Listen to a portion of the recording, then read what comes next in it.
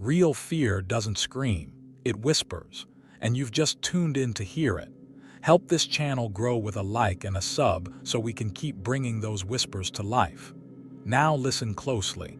4 true Uber rides that became horror stories.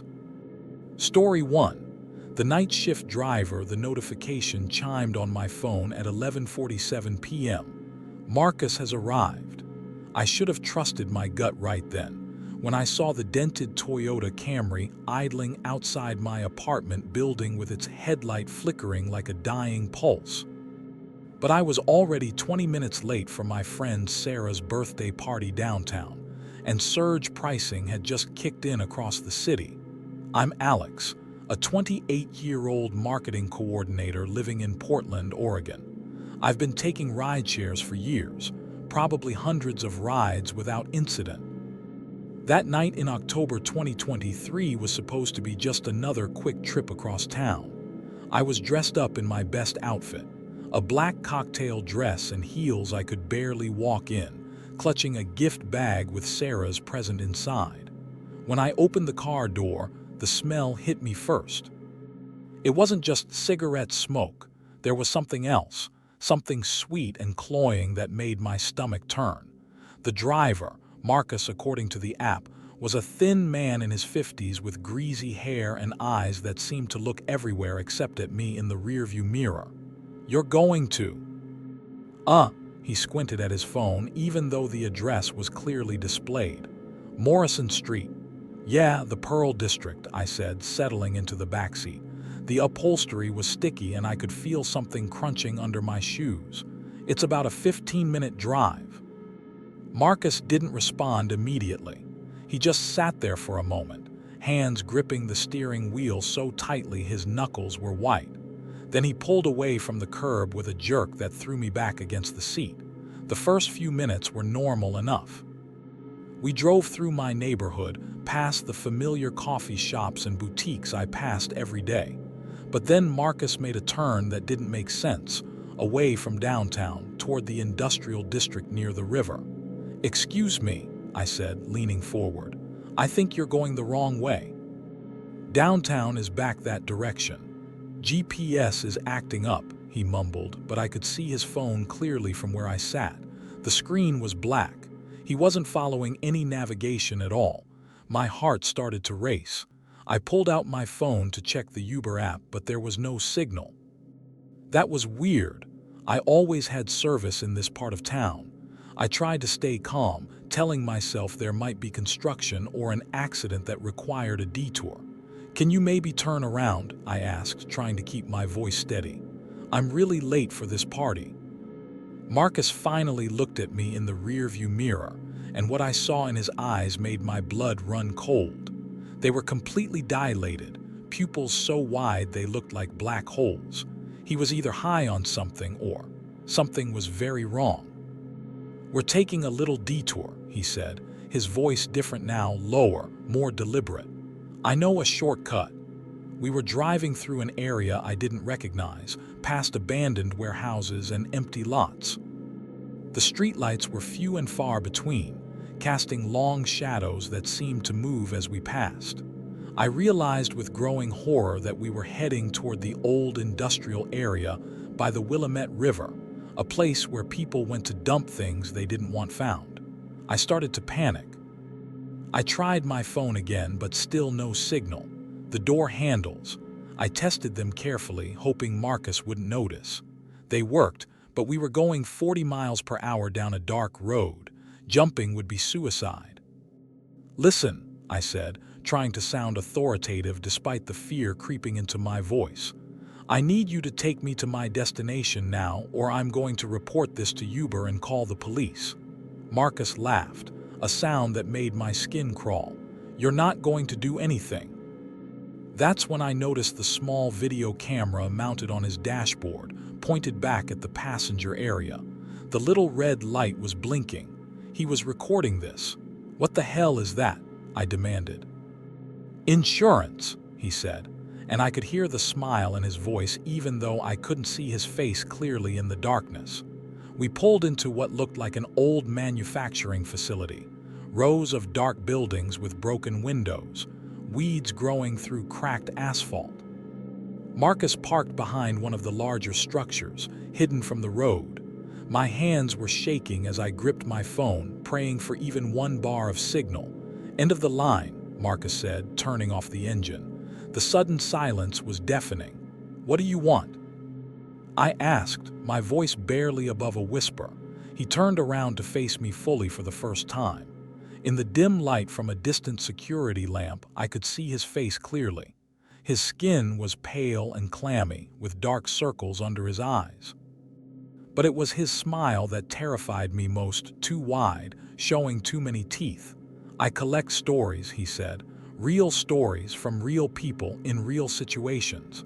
I don't understand. You will." He reached into his jacket and pulled out a small device, a signal jammer, I realized. That's why my phone hadn't worked. I've been doing this for 3 years. Uber makes it so easy. All these people getting into strangers' cars, trusting strangers. You never know who you're really riding with. I looked at the camera again, its red light still blinking. "You're filming me." "I'm documenting the fear, the realization, the moment when someone understands their situation has changed completely." He paused. "Don't worry, I don't hurt people, not physically, I just collect the experience.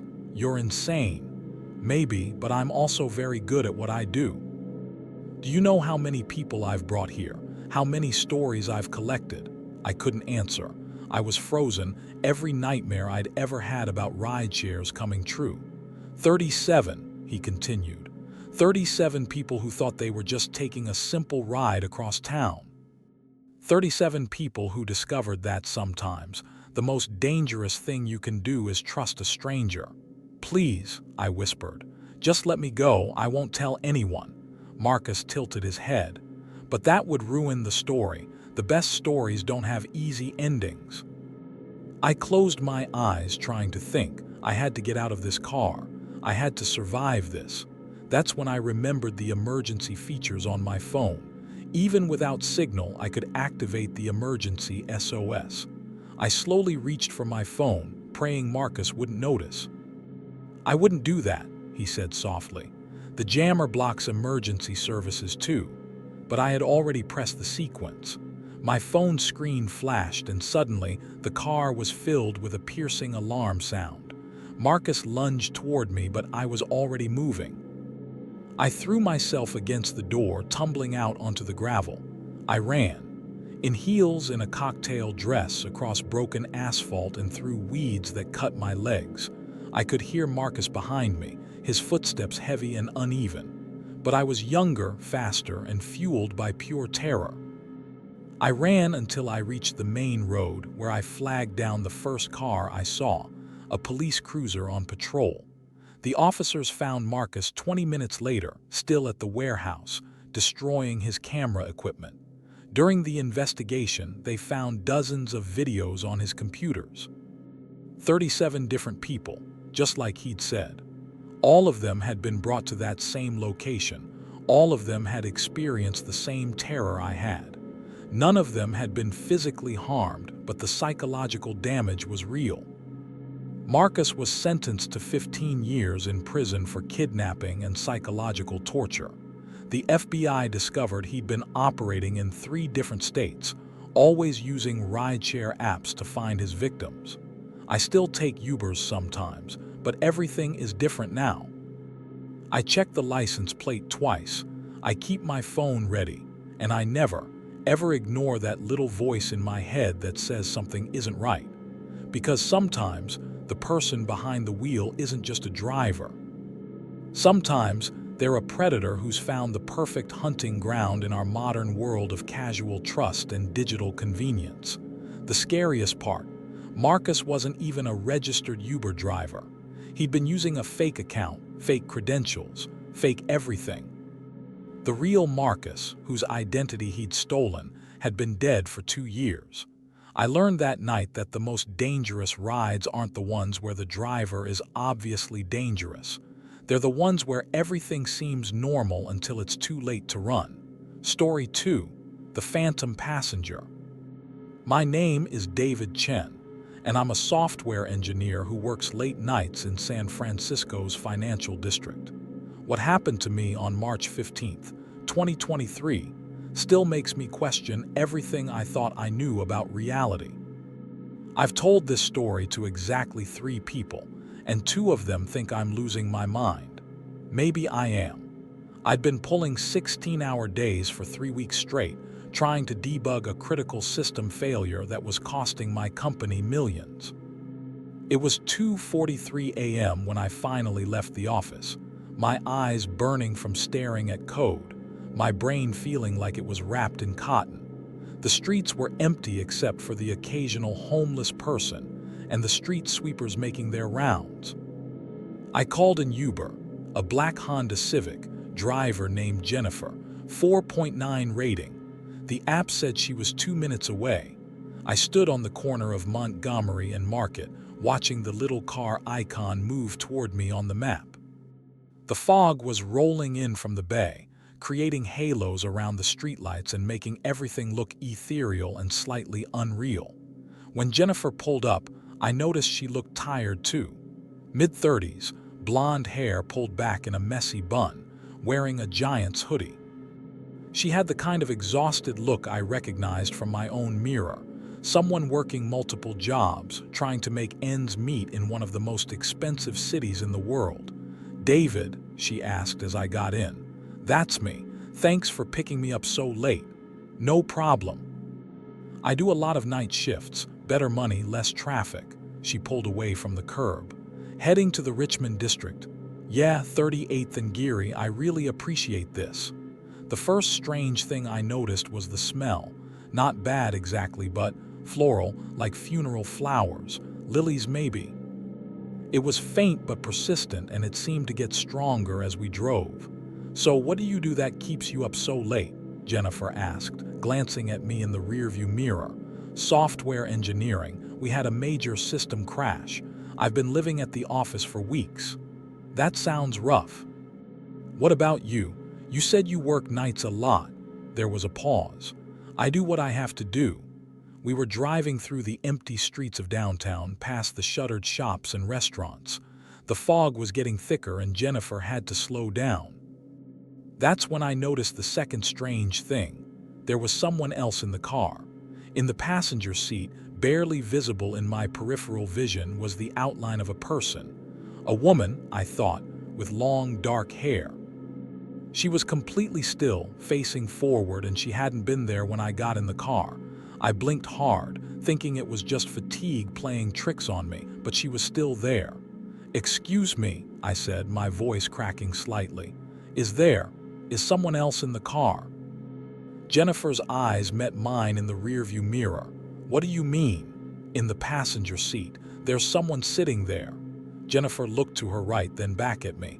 "I don't see anyone," but I could see her clearly now. She was wearing a white dress and her hair was wet, like she'd just gotten out of the shower, or like she'd been in water. She still hadn't moved. "Are you feeling okay?" Jennifer asked. "You look really pale." I rubbed my eyes. "I'm just tired, really tired.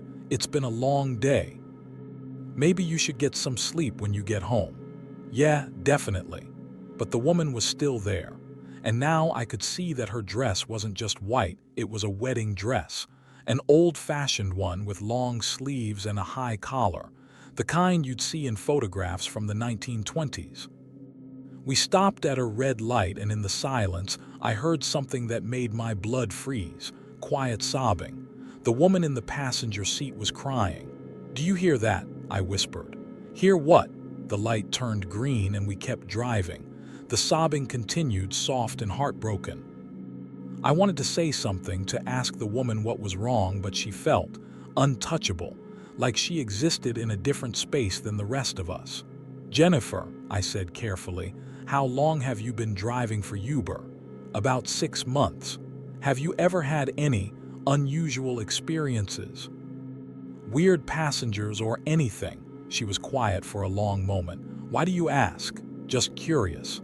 "Sometimes people see things when they're really tired," she said. "The mind plays tricks." But I knew this wasn't a trick. The woman was real, even if Jennifer couldn't see her. She was solid, three-dimensional, and she was in pain. We turned onto Geary Boulevard, heading west through the Richmond. The fog was so thick now that the streetlights looked like distant stars. Jennifer had to drive slowly, and in the extended silence, I could hear more than just sobbing. There was something else, a wet, dripping sound. I looked down and saw water pooling on the floor of the car. Not just a few drops, but actual puddles. The water was coming from the passenger seat, dripping from the woman's dress. "Jennifer," I said, trying to keep my voice steady, "there's water in your car." She looked down at her feet, then back at me. "I don't see any water." The woman finally moved. She turned her head slowly, and I saw her face for the first time. She was young, maybe 25, with pale skin and dark eyes that seemed to hold infinite sadness. Her lips were blue, and there were small pieces of seaweed in her hair. She looked directly at me, and when she spoke, her voice was like water flowing over stones. "Tell her," she said. "Tell her what happened." "Tell her what?" I whispered. Jennifer's eyes snapped to the rearview mirror. "Tell me what? What are you talking about?" The woman in the passenger seat reached out and touched Jennifer's arm. Jennifer gasped and swerved slightly, as if she'd felt something cold. "What was that?" Jennifer asked, looking around frantically. "You felt her," I said. "Felt who? There's nobody here." But Jennifer was crying now, tears streaming down her face. "I don't understand what's happening." The woman in the passenger seat turned to me again. "She was driving that night. The night I died. She was the one who hit me." My heart was pounding. "What night?" "October 3rd, last year. I was walking home from my wedding reception. The fog was thick, just like tonight. I couldn't see the car until it was too late." I looked at Jennifer, who was sobbing and shaking. "Jennifer, did you hit someone? Did you hit a pedestrian?" "I don't know," she cried. "I don't remember. There was so much fog and I felt this impact, but when I stopped, there was nothing there. No one, just a dent in my bumper." "You left," the woman said. "You left me there in the water." "What water?" I asked. "The bay. The road curves near the water. When she hit me, I went over the guardrail, into the bay. I drowned." Jennifer pulled over to the side of the road and put the car in park. She was hyperventilating. "This isn't real. This can't be real." "She's been riding with you," I said, understanding now. "Every night since you started driving, she's been trying to tell you what happened." The woman nodded. "I can't rest. Not until she remembers. Not until she admits what she did." "Jennifer," I said gently, "do you remember hitting someone last October?" Jennifer was quiet for a long time, her head in her hands. Finally, she looked up. "I was drunk," she whispered. "I was coming home from a bar and the fog was so thick. I felt the car hit something, but I thought it was just a pothole or some debris. I was scared, so I kept driving." "You killed me," the woman said, and her voice was filled with such profound sadness that I started crying too. "I'm sorry," Jennifer sobbed. "I'm so sorry, I didn't know. I didn't mean to. I was scared and drunk and I didn't know what I'd done." The woman reached out and took Jennifer's hand. This time, Jennifer didn't pull away. "I know," the woman said. "I know you didn't mean to, but I need you to tell someone. I need you to make it right." "How?" "Go to the police. Tell them what happened. Let them find my body. Let my family know what happened to me." Jennifer nodded, still crying. "I will, I promise." The woman smiled for the first time and the sadness in her eyes began to fade. "Thank you." She looked at me one last time. "Thank you for helping her remember." And then she was gone. The water on the floor evaporated, the smell of lilies faded, and the car felt normal again. Jennifer drove me the rest of the way home in silence. When we arrived, she turned to me. "Will you come with me?" she asked. "To the police station. I don't think I can do this alone." I nodded. "Yes, I'll come with you."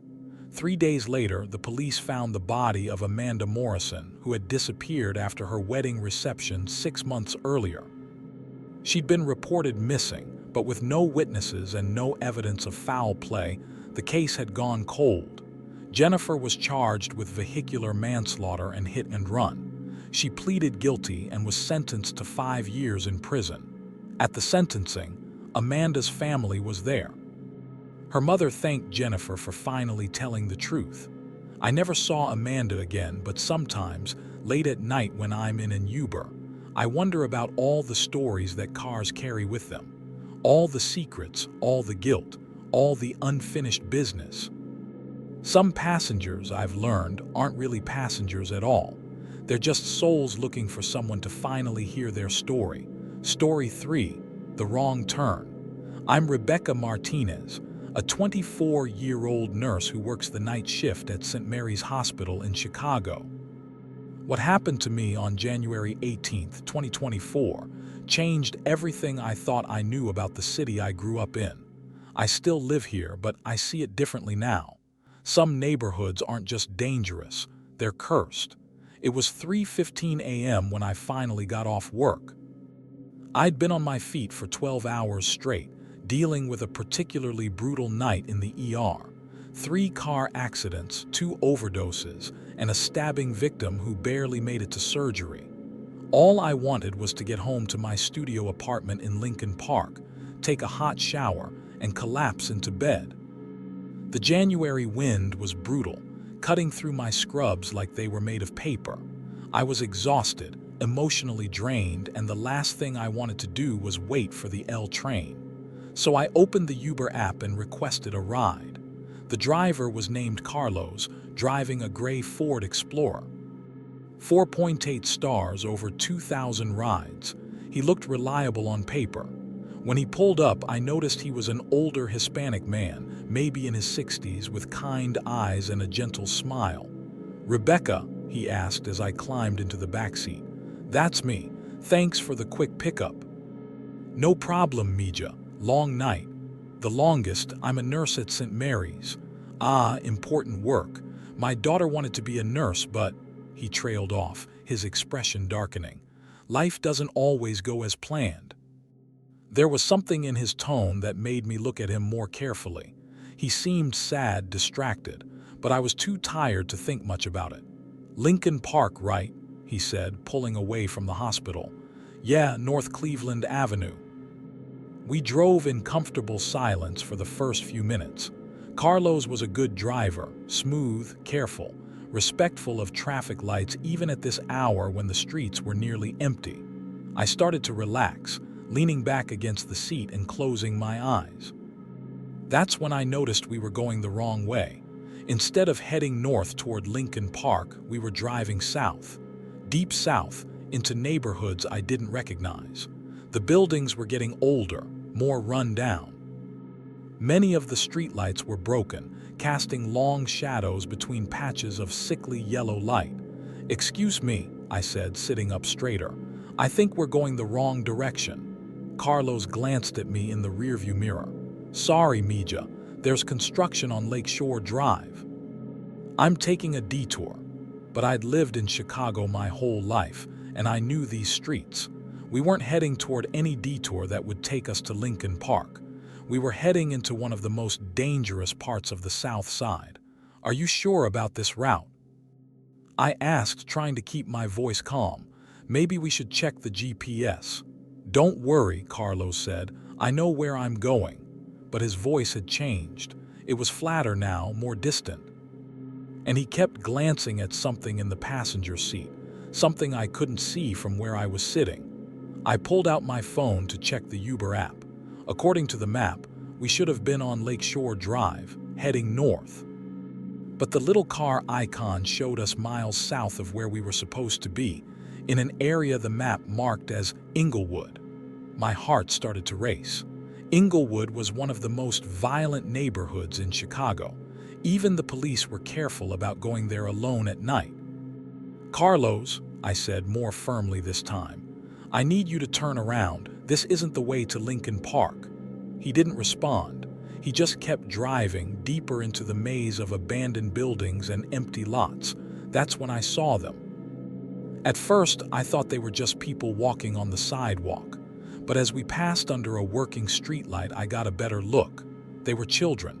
3 of them, maybe 8 or 9 years old, walking in a line. At 3:30 in the morning, in January, in Chicago. They weren't dressed for the weather. The first child, a little girl, was wearing a thin summer dress. The boy behind her had on shorts and a t-shirt. The third child, another girl, was completely barefoot. "Carlos," I said, my voice shaking now, "there are children out there. We need to call someone." But when I looked at Carlos in the rearview mirror, his eyes were fixed on something in the passenger seat. He was talking to someone, but I couldn't hear what he was saying. His lips were moving, but no sound was coming out. I looked back at the children. They had stopped walking and were standing in the middle of the street, directly in front of our car. Carlos slammed on the brakes, and I was thrown forward against the seat. "What the hell?" I gasped. The children were staring at us through the windshield. Their eyes were too large, too bright, and they were smiling in a way that made my skin crawl. "Carlos," I whispered, "drive now." But Carlos was frozen. He was staring at the children, his hands gripping the steering wheel so tightly his knuckles were white. The little girl in the summer dress walked up to the driver's side window. She raised her hand and knocked on the glass. The sound was too loud, too sharp, like she was knocking with something harder than her small fist. "Daddy," she said, her voice somehow audible even through the closed window. "Daddy, why didn't you come home?" Carlos made a sound, a strangled sob. "Maria, oh God, Maria, I'm sorry, I'm so sorry." The other children moved to surround the car. The boy came to my window, and when he looked at me, I saw that his eyes were completely black. No iris, no pupil, just endless darkness. "He killed us," the boy said, his voice echoing strangely. "He killed us and left us here." I tried to open the door, but it was locked. The handles wouldn't move, I was trapped. "What's happening?" I screamed. "Carlos, what's happening?" Carlos turned to look at me, and I saw that he was crying. "I didn't mean to," he said. "I was drunk. I was coming home from work and I didn't see them. They were playing in the street and I didn't see them." The third child, the barefoot girl, climbed onto the hood of the car. She pressed her face against the windshield, and I could see that half of her skull was caved in. "You drove away," she said. "You hit us and you drove away." "I was scared," Carlos sobbed. "I was scared and I didn't know what to do." "So you left us in the street," the first girl said. "You left us to die." The temperature in the car was dropping. I could see my breath, and ice was forming on the inside of the windows. The children were getting clearer, more solid, and I could see the extent of their injuries. The boy's arm was bent at an impossible angle. The first girl's dress was soaked with blood. "Carlos," I said, my voice barely audible, "are these your children?" "No," he whispered. "They were someone else's children. I killed someone else's children." The boy at my window reached through the glass, actually threw it like it wasn't there, and touched my face. His fingers were ice cold and wet. "Help us," he said. "Help us find peace." "How?" I asked. "Make him tell," the girl on the hood said. "Make him tell the truth." I looked at Carlos. "You have to call the police. You have to tell them what happened." "I can't. It was 20 years ago. I can't." "You have to," I said. "It's the only way to end this." The children were getting more aggressive now. They were shaking the car, their voices rising to a shriek. The windows were starting to crack. "Carlos," I shouted, "do it now." With shaking hands, Carlos pulled out his phone and dialed 911. 911, what's your emergency?" "I want to report a hit and run," Carlos said, his voice breaking. "From 20 years ago, I killed 3 children and I drove away." The moment he said it, the children stopped. The shaking stopped. The temperature returned to normal. "Are you confessing to a crime, sir?" The operator asked. "Yes," Carlos said. "I'm confessing.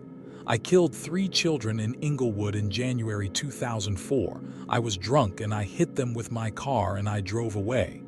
The children were smiling now, but it was different, peaceful. The little girl who had been Maria, or who Carlos had called Maria, walked back to the driver's window. "Thank you," she said. "Thank you for finally telling the truth." And then they were gone. All 3 of them vanished as if they had never been there. Carlos drove me to the nearest police station, where he turned himself in. The case had been cold for 20 years, but DNA evidence on his car, evidence he'd never been able to wash away completely, confirmed his confession. The 3 children were Marcus Johnson, age 8, Angela Foster, age 9, and Keisha Williams, age 7. They'd been playing in the street when Carlos hit them. He'd been driving home from a bar where he'd been drinking after his shift at a factory. He'd panicked and drove away, leaving them to die. Carlos was sentenced to 15 years in prison. At the sentencing, the families of the children were there. They said they'd never stopped hoping for answers. I still think about that night, about how the dead don't always stay buried. Sometimes they ride with us, waiting for justice, waiting for someone to finally tell their story. I've taken dozens of Uber rides since then, but I always check the route now. I always pay attention to where we're going, because some detours aren't just about avoiding traffic. Some detours are about facing the truth. Story 4. The Copycat.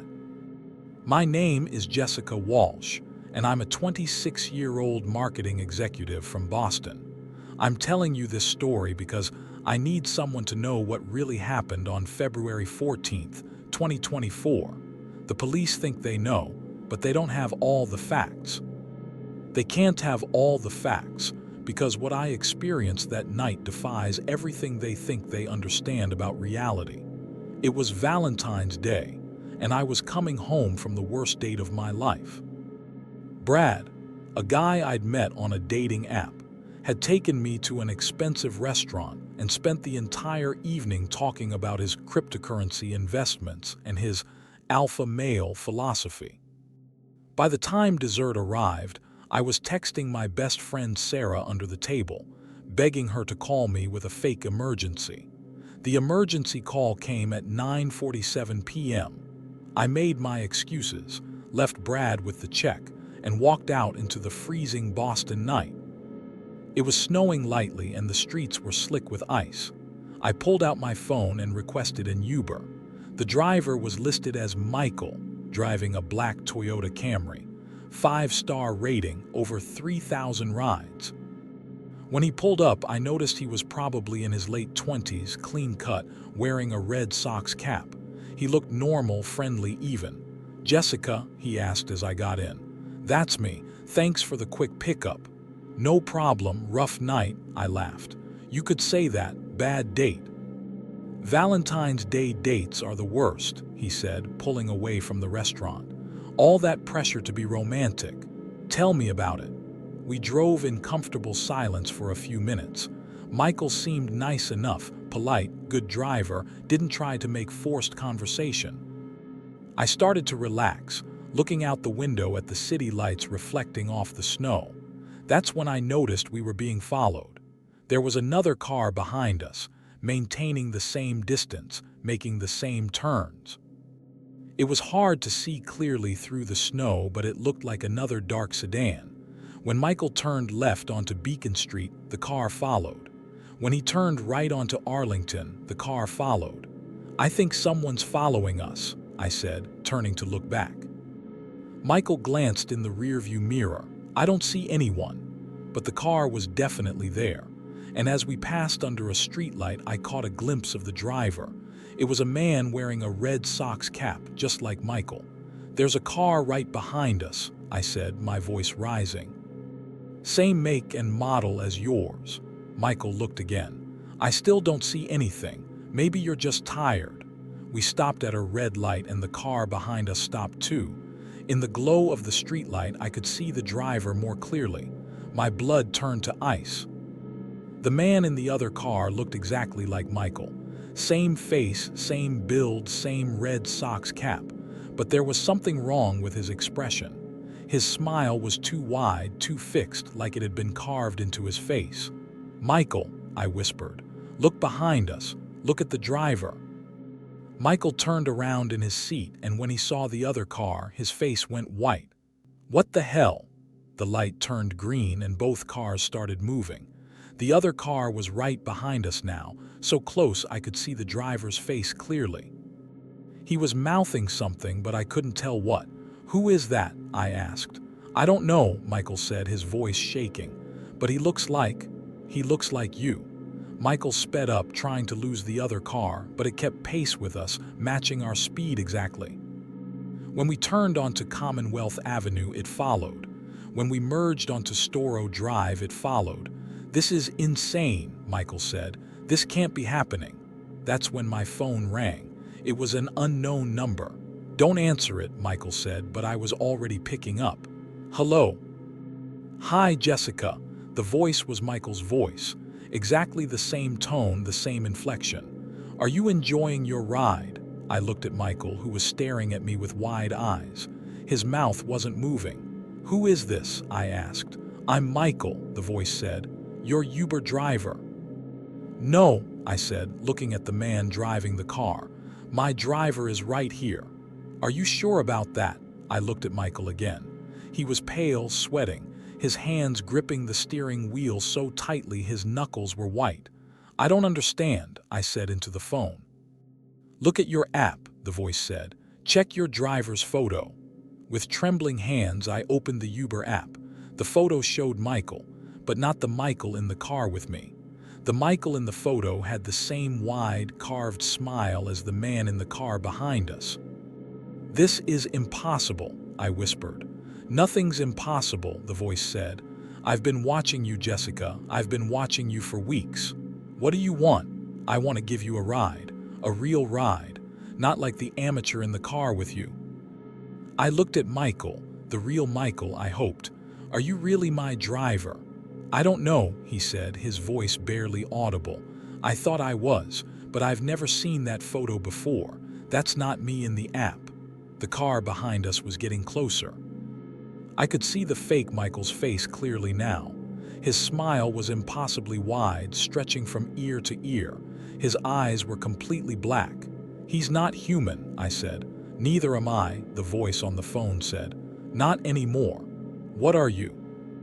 "I'm what happens when someone dies doing what they love. I was an Uber driver, Jessica. I loved driving people around the city, making them feel safe.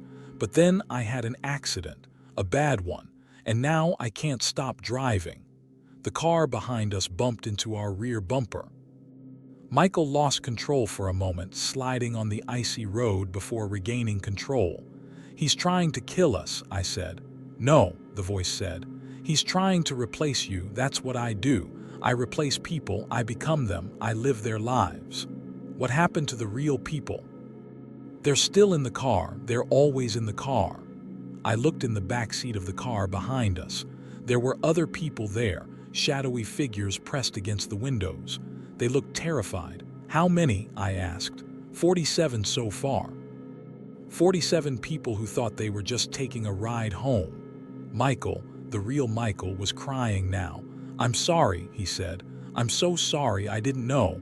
I just wanted to make some extra money driving for Uber. I didn't know this would happen." "It's not your fault," I said. "You're a victim too." The fake Michael's car rammed into us again, harder this time. We spun out, sliding across the icy road and slamming into a guardrail. The impact threw me forward and I hit my head on the seat in front of me. When I looked up, the fake Michael was walking toward our car. His smile was even wider now, stretching beyond the boundaries of his face. His eyes were like black holes. "Run," the real Michael said. "Run now." I tried to open the door, but it was stuck. Michael reached over and pulled the handle and the door swung open.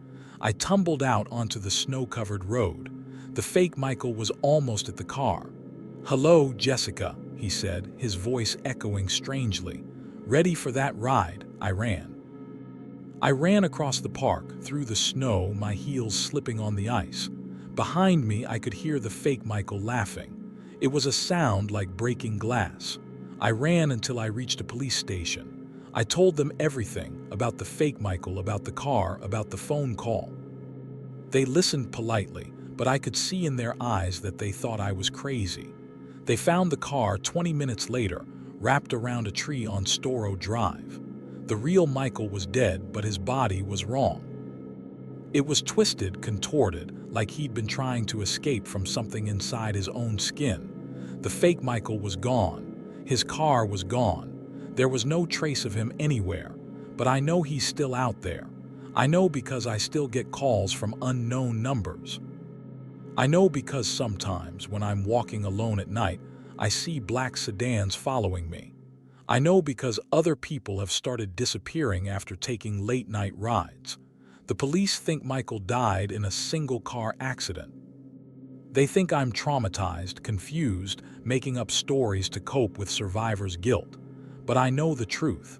There's something out there, something that feeds on our trust.